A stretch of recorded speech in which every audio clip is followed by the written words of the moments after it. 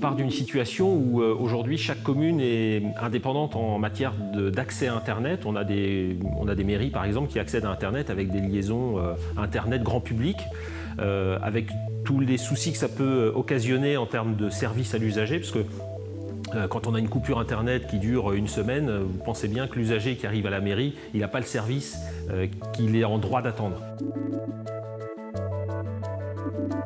On est en cours de déploiement de la fibre FTTE avec Vendée Numérique. Aujourd'hui, la communauté de communes est déjà reliée. Et l'objectif, c'est de relier l'ensemble des communes du Pays de Saint-Gilles, donc 14 villes, à relier au siège en fait, de la communauté de communes du Pays de Saint-Gilles.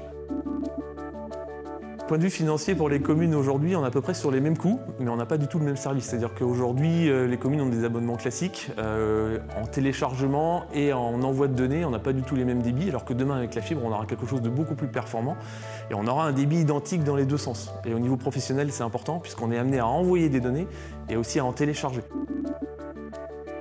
Aujourd'hui, le gros avantage aussi de la fibre, c'est la sécurité.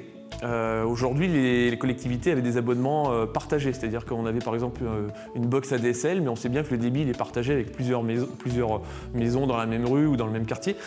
Demain, on a des liens qui nous sont dédiés, c'est-à-dire qu'on a une fibre que pour nous, et on sait qu'on va être les seuls à l'utiliser. Donc ça, c'est la première chose. En repassant par le réseau Vendée Numérique, on a un réseau qui est donc beaucoup plus sécurisé et professionnel.